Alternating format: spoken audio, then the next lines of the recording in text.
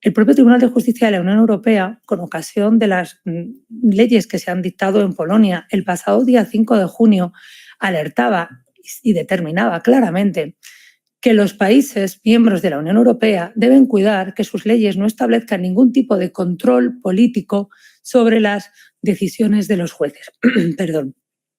Que deben velar porque no exista ningún tipo de intromisión sobre la labor de los jueces que pueda generar desconfianza en la ciudadanía, porque el ciudadano debe confiar en la administración de justicia de su país, porque es esencial en un Estado democrático pleno y como consecuencia del reconocimiento del valor Estado de Derecho. Pues bien, en nuestro país se crean estas comisiones parlamentarias y se va a revisar la actuación de los jueces.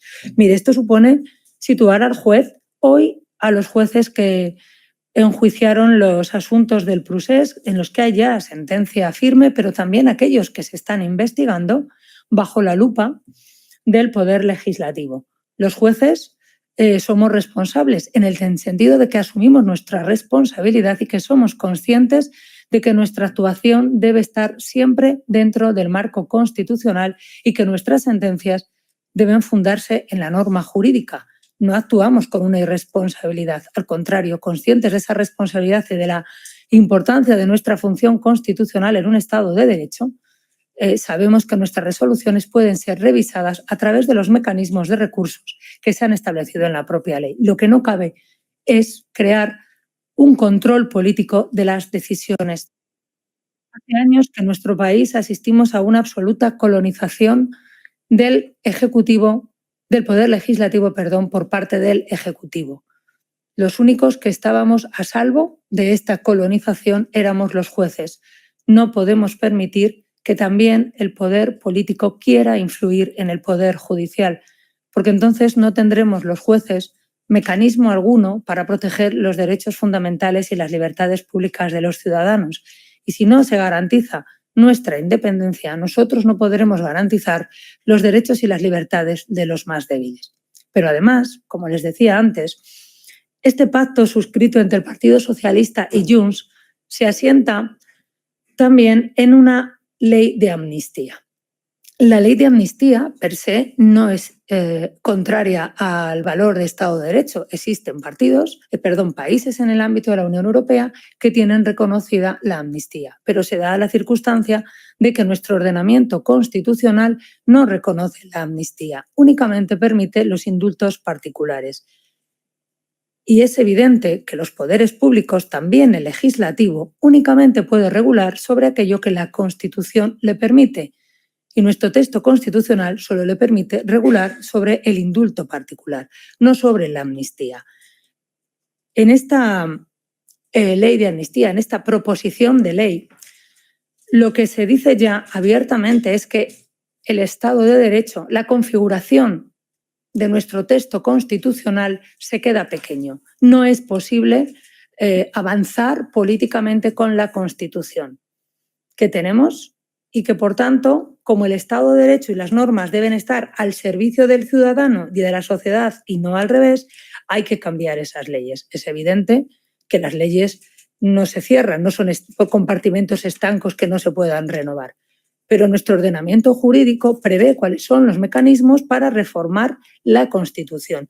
Y si el Poder Legislativo quiere introducir la amnistía, no puede hacerlo por vía de una ley orgánica, sino que deberá hacerlo, en su caso, a través del proceso de reforma de nuestra Constitución. Si no, estaremos haciendo un proceso constituyente por la puerta de atrás, por la vía de hecho, sin que el ciudadano, la sociedad, pueda manifestarse como ya lo hicimos los españoles en el 78, cuando dijimos mayoritariamente sí a nuestra Constitución. Y dijimos sí a nuestra Constitución sin amnistía. Esto supone quebrar por completo las normas que nos hemos dado de convivencia.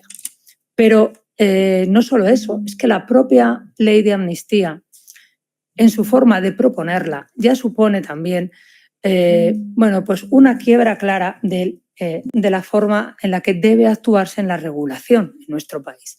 Lo normal es que cuando tú vas a hacer una ley orgánica hagas un proyecto de ley que parte del gobierno, del ministerio correspondiente, y que esto, tenga además los informes preceptivos, que no vinculantes, pero sí preceptivos, del Consejo de Estado, del Consejo Fiscal y del Consejo General del Poder Judicial. Hemos utilizado, si me permiten, una trampa, porque la proposición se ha presentado como proposición de ley por el partido del Gobierno en funciones y se consigue así eludir todos esos informes de carácter preceptivo, que son informes de carácter técnico, porque digamos que no se quiere escuchar lo que los especialistas en velar por la independencia judicial, como es el Consejo General del Poder Judicial, podría decir. La proposición de ley emplea buena parte de su texto a justificar la constitucionalidad de la norma, algo sorprendente porque generalmente el legislador dicta su ley y no tiene que justificar que es constitucional. Damos todos los ciudadanos por hecho que el legislador actúa siempre dentro de la Constitución. Y es verdad, se dice, no se habla ya directamente del término lawfare, pero es que el término lawfare está en el propio preámbulo de la ley y en el propio articulado, porque se dice que se ha creado una situación de ruptura de la sociedad con las instituciones como consecuencia de la actuación del Poder Judicial, que esa situación que, digamos, rompe la convivencia pacífica en Cataluña se produce en determinadas ocasiones, cuando precisamente los jueces actuamos. Es decir, cuando el Poder Judicial ante la comisión de delitos interviene, resulta que somos los causantes de que se esté produciendo una ruptura de la convivencia. Miren, el papel de los jueces es evidente en una sociedad democrática, es cumplir la ley, y en una sociedad democrática, cuando se comete un delito, con independencia de quién sea el autor del delito, los jueces estamos obligados a investigar esos delitos. Por tanto, sí se habla de lawfare. Se habla de lawfare con unas palabras, si me permiten, más elegantes, y no se utiliza ese término claro, pero sí se habla de esa judicialización de la política. Sí que se trata de dejar caer que los jueces han actuado por motivaciones políticas, que no han actuado rectamente, y cuando un juez no actúa de acuerdo con la ley, prevarica. Por tanto, nos convierte a los jueces en ese pacto y en el texto de la ley en prevaricadores, en delincuentes. Y eso es algo que nosotros no podemos consentir. Primero, porque los jueces han actuado conforme a derecho, y segundo, porque no podemos permitir en un Estado democrático que se siente la más mínima duda sobre la actuación de unos jueces independientes, porque esto quebrará la confianza de los ciudadanos en el Estado de Derecho. Con esta ley de amnistía se deslegitima la labor del Poder Judicial, se deslegitima el propio Estado de Derecho y la labor del legislativo, que en su día dictó estas leyes ordinarias y el propio Código Penal, y que es lo que ha servido de fundamento para las condenas que se han producido en el proceso, la investigación que aún se sigue ante otros órganos judiciales. Se rompe la separación de poderes, porque se dice abiertamente que las decisiones judiciales quedan sin efecto. En el vídeo que hemos visto ahora veíamos a Carmen Calvo, vicepresidenta en su día del gobierno de Pedro Sánchez, que decía que una ley de amnistía suponía la supresión del Poder Judicial. Efectivamente, esta ley de amnistía supone suprimir al Poder Judicial en mi país. Y sobre todo quiebra uno de los principios esenciales en un Estado democrático, que es la igualdad de todos ante la ley. La ley de amnistía crea una clase privilegiada de ciudadanos. Los políticos pueden actuar con patente de corso y pueden delinquir. Todo lo que sucedió entre enero del 12 y el 13 de noviembre de este año, amparado en querer la independencia de una parte del territorio nacional, no es delito. Borramos el delito y el Estado, a diferencia de lo que sucede con el indulto que perdona la pena al delincuente, aquí el Estado se está situando en penitente. Es la persona o es la entidad que está pidiendo perdón a los delincuentes. Hacemos borrón y cuenta nueva.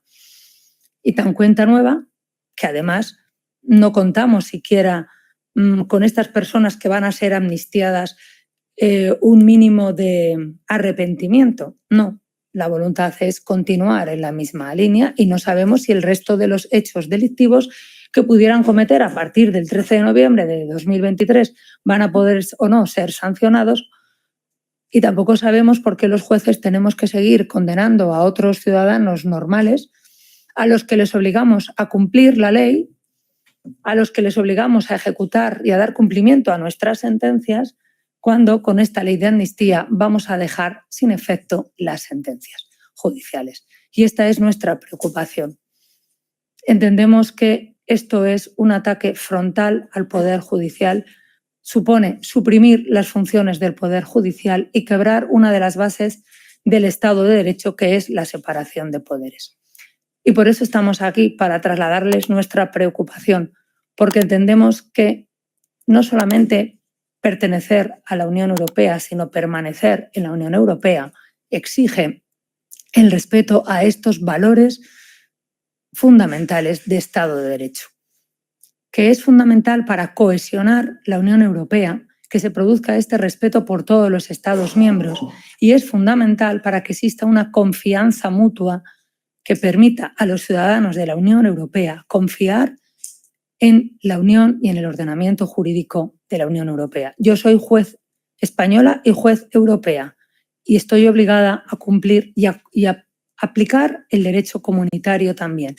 El legislador de mi país también está obligado a cumplir las directrices que se marcan en la Unión Europea, empezando por el Tratado de la Unión y los principios que se consagran en el artículo 2 de este tratado.